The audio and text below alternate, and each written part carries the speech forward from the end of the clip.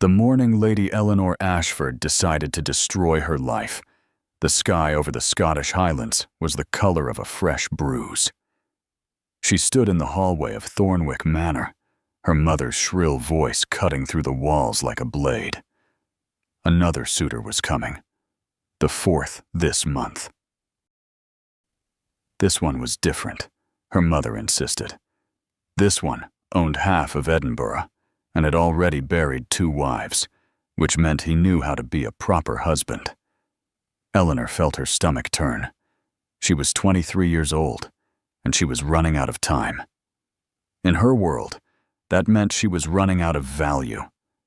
Her father had been dead for 18 months, and with him had gone any illusion that the Ashford family was anything more than a crumbling name attached to an empty bank account. The manor was mortgaged. The staff had been reduced to a cook, and a housekeeper, and a stable boy who was likely stealing oats. Her mother's solution was simple and surgical. Marry money. Marry it fast. Marry it before the creditors came knocking and the neighbors started whispering. Eleanor had watched 3 men parade through their drawing room in as many weeks. Men with soft hands and hard eyes. Men who looked at her the way her father used to look at his prized hunting dogs, evaluating her teeth and her temperament and her breeding potential. The last one, Lord Pemberton, had actually asked her mother if Eleanor was good with children, before bothering to speak to Eleanor herself. She had smiled politely through the entire ordeal, her face aching from the effort, while inside she screamed. That night, alone in her father's old study, thus Eleanor made a decision that would have horrified every woman in her social circle. She was going to marry someone completely unsuitable, someone poor, someone so far beneath her station that her mother would have no choice but to leave her alone forever. She would ruin herself on purpose, and in doing so, she would finally be free. The plan was reckless and desperate and possibly insane, but Eleanor had inherited her father's stubbornness along with his debts, and once the idea took root, she couldn't let it go. She spent 2 sleepless nights working out the details, pacing her bedroom until the floorboards creaked in protest. She would need to meet someone quickly, someone with no connections to her social world. A tradesman, perhaps, or a farmer. There's someone kind enough not to mistreat her, but poor enough to appall her mother into disowning her entirely. The universe, as it turned out, had different plans. On a frozen Thursday morning, Eleanor wrapped herself in her plainest cloak and slipped out of Thornwick Manor before sunrise. She told no one where she was going because no one would have let her go. The village of Braemar was 3 miles down the rutted country road, far enough from the manor that she could move without being recognized immediately. She had been there only twice in her life, both times in her father's carriage, but she remembered it as a place where people worked with their hands and didn't care much about titles. The walk took longer than she expected. Her boots, made for drawing rooms and garden strolls, yet were not built for the frozen mud of a highland road in February. By the time she reached the village, her feet were numb, and her breath came out in clouds. The main street was quiet, just a few shopkeepers sweeping their storefronts, and a farmer loading a wagon with hay bales. Eleanor stood at the edge of the square, suddenly unsure of what to do next. She had imagined this moment 100 times, but now that she was here, the absurdity of her plan hit her like cold water. What was she supposed to do? Walk up to a stranger and propose marriage? Ask the blacksmith if he was interested in a bankrupt aristocrat with no dowry and a mother who would curse his name for generations? She was about to turn back when she heard the sound of hooves on cobblestone. A man rode into the square on a mud-splattered horse, and his posture straight despite the obvious exhaustion in his shoulders. He wore the dark uniform of a British infantryman, though it was faded and patched in places, and his face was shadowed by several days' worth of beard. He dismounted in front of the inn with the careful movements of someone whose body had learned not to trust solid ground. Eleanor found herself staring. He was younger than she expected, perhaps 28 or 30, with the kind of face that looked like it had forgotten how to smile. There was a scar along his jawline, pale and thin, and his hands, as he tied the reins to the post, were calloused and steady. He moved like a man who had seen things he would never speak about, and when he glanced up and caught her watching him, his eyes were the color of a winter sea. For a long moment, neither of them moved. Yet then Eleanor did something she would never be able to fully explain, not even to herself. She stepped forward, her heart hammering so hard she thought he might hear it, and she spoke. "Excuse me, are you married?" The soldier blinked, clearly startled. Up close, she could see the exhaustion etched into his face, the way his jaw tightened as if he was bracing for an attack. He looked at her like she might be a hallucination brought on by too many nights sleeping on frozen ground. "I beg your pardon?" Eleanor's hands were shaking inside her cloak, but her voice came out steadier than she felt. "I need to know if you're married. It's important." The man stared at her for a beat too long, his expression caught between confusion and suspicion. Then, slowly, he shook his head. "No, I'm not." Eleanor took a breath that felt like swallowing glass. "Good," she said, "because I have a proposition for you." The soldier didn't laugh, which Eleanor took as a small miracle.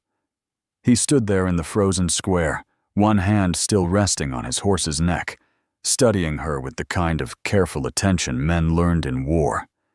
His eyes moved from her face to her cloak, taking in the fine wool that she'd tried to hide beneath a layer of road dust, the way her posture gave away years of deportment lessons, even as she tried to seem ordinary.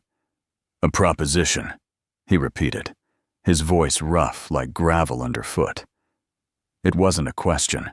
It was the sound of a man who had heard too many propositions in his life, none of them good. Eleanor felt heat rise to her cheeks despite the cold.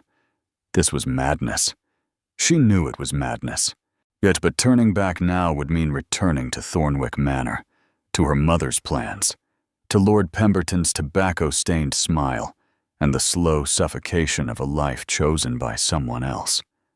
"I need to marry someone," she said, forcing herself to meet his gaze. "Quickly. Someone who won't ask questions or expect anything beyond a legal arrangement. In return, I can offer you a modest sum. Not much, but enough to start over somewhere, if that's what you need." The soldier's expression didn't change, but something shifted behind his eyes.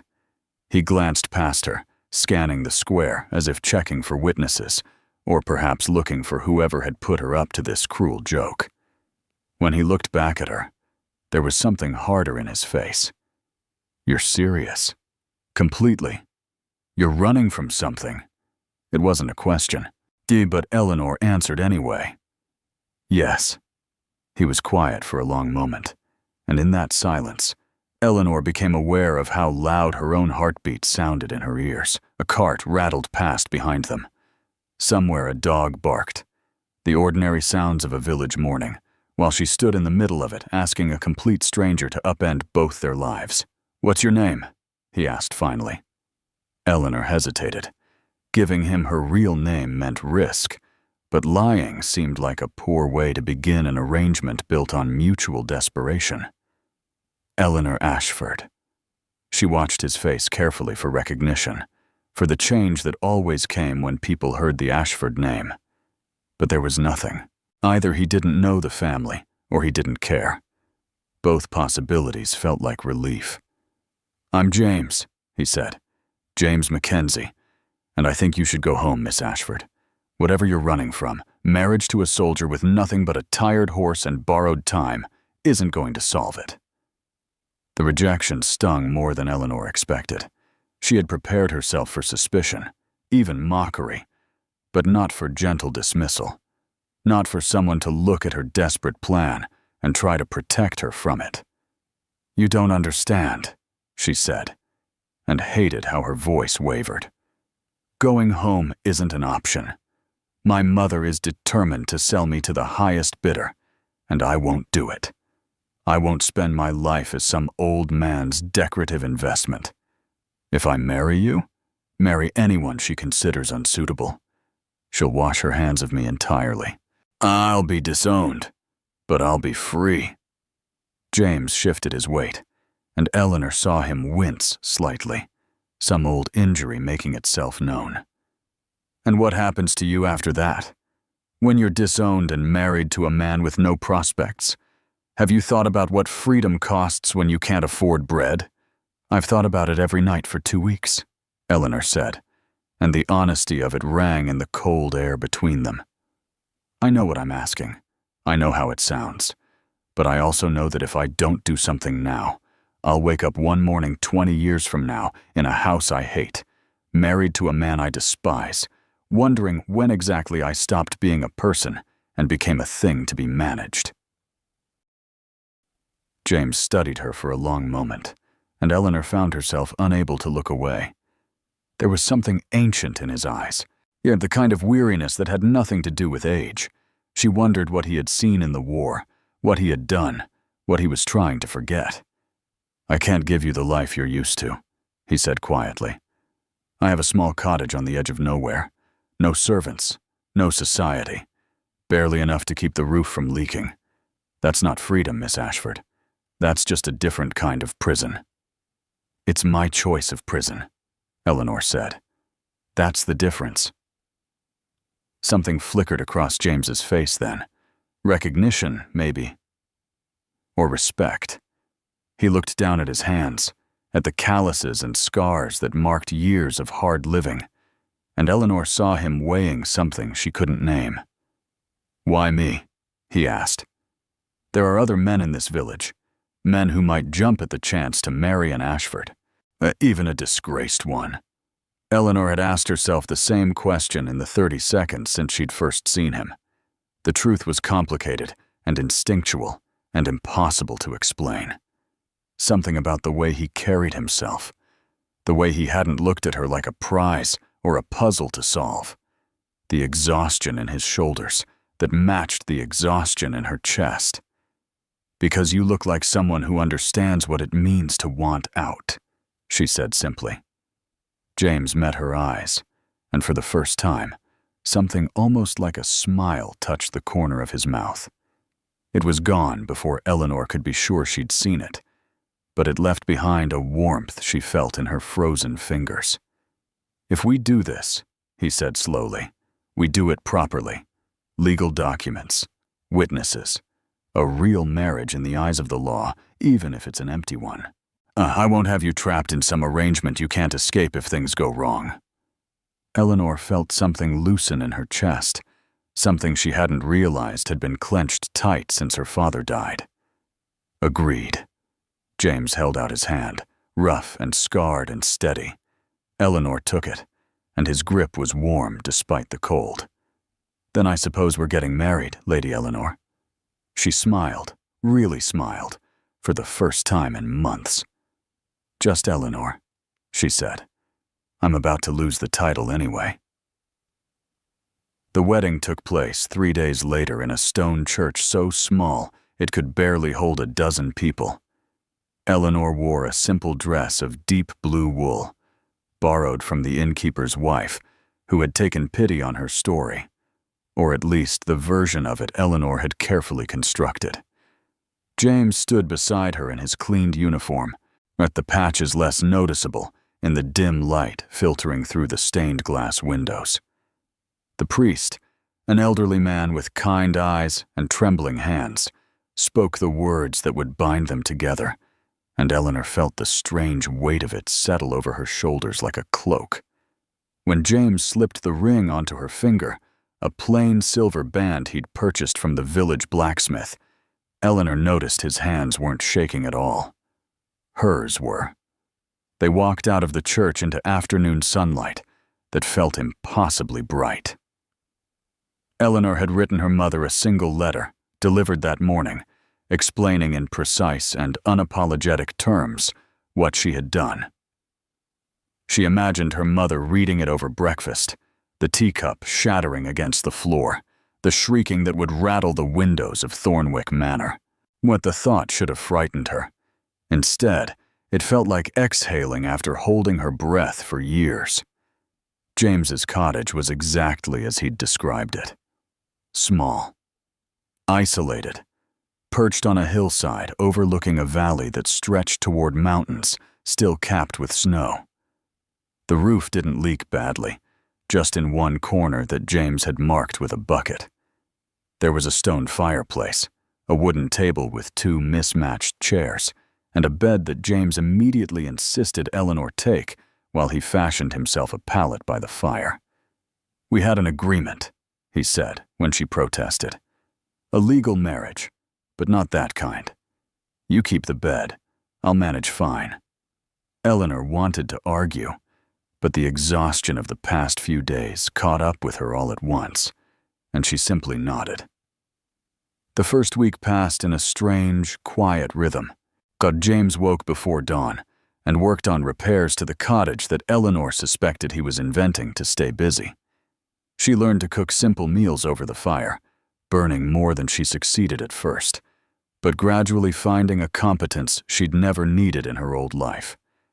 They spoke politely to each other, like friendly strangers sharing a coach, never quite sure how much honesty the situation allowed. Eleanor found herself watching him when he didn't notice, the way he moved with purpose even in small tasks, the gentleness in his hands when he coaxed the fire back to life each morning, the nightmares that woke him gasping in the dark, though he always pretended he'd simply gotten up for water. It was on the 8th night, as they sat by the fire after supper, that Eleanor finally asked the question that had been building in her chest. "What are you running from, James?" He looked up from the piece of wood he'd been whittling, surprised. Then something resigned crossed his face, as if he'd been expecting this conversation and dreading it in equal measure. "The same thing you are," he said quietly. "Expectations. A life that was chosen for me before I was old enough to have an opinion about it." Eleanor set down her mending. "I don't understand." James was quiet for a long moment, the knife still in his hands. When he spoke, his voice was careful, like a man crossing a frozen river. "My full name is James Alexander Mackenzie, the Duke of Strathmore." The words hung in the air between them, impossible and absurd. Eleanor stared at him, waiting for the joke to land, but his face remained serious. "That's not funny," she said. "No," James agreed. "It's not." He told her the rest then, the words coming slowly at first, then faster, like a dam breaking. He'd inherited the title at 19 when his father died, suddenly responsible for estates and tenants and a position in society he'd never wanted. He'd fled into the army, using a false name, desperate for something real, something that had nothing to do with bloodlines and expectations. The war had been brutal and clarifying, and when it ended, he couldn't bring himself to go back. So he'd stayed James Mackenzie, common soldier, living in a cottage on land he technically owned, hiding from a dukedom that was still waiting for him in a manor house 3 valleys away. "I saw you in that square," he said, meeting her eyes. "Desperate and brave and trying so hard to escape, and I recognized it. That look. I've seen it in my own mirror, for years." Eleanor felt something crack open in her chest, something that had been locked tight since her father died. "Why didn't you tell me?" "Because you needed someone unsuitable," James said simply. "And I needed someone who wanted me for the wrong reasons, which somehow felt like the only honest reasons left." Eleanor started to laugh then, a sound that surprised them both. It built in her chest until tears streamed down her face. And James was staring at her like she'd lost her mind, which only made her laugh harder. "We're both fools," she gasped finally. "I married a poor soldier to escape wealth, and you married an aristocrat to escape a title. We're absolutely mad." James smiled then, a real smile that transformed his entire face. Completely mad. Eleanor wiped her eyes, her breath still hitching with leftover laughter. "So what do we do now?" James set down his whittling and moved to sit beside her on the hearth. He took her hand, the same way he had in the village square, and his touch was warm and certain. "I think," he said slowly, "we stay here, in this cottage, with the leaking roof and the uneven floor. We stay James and Eleanor, two people who chose each other for all the wrong reasons that somehow feel right. And maybe, if we're very lucky, we figure out what it means to build a life that's actually ours." Eleanor looked at him, really looked at him, and saw not a duke or a soldier, but simply a man who understood what it meant to be trapped by other people's dreams. She thought about Thornwick Manor crumbling without her, about her mother's fury fading eventually into indifference, about the freedom that came not from wealth or titles, but from choosing your own prison and finding it wasn't a prison at all. "I'd like that," she said. James squeezed her hand. "So would I." Outside, the wind picked up, rattling the shutters. Inside, the fire crackled warm. And two people who had run from everything they were supposed to be sat together in the growing dark, discovering that sometimes the best marriages begin with honesty about how broken you both are. Its spring came early that year. Eleanor planted a garden. James fixed the roof properly. And in the small cottage on the hillside, a duke and a lady learned what it meant to simply be two people in love, free at last. If Eleanor and James's story warmed your heart, I'd be so grateful for a like. Tell me in the comments what moment touched you most.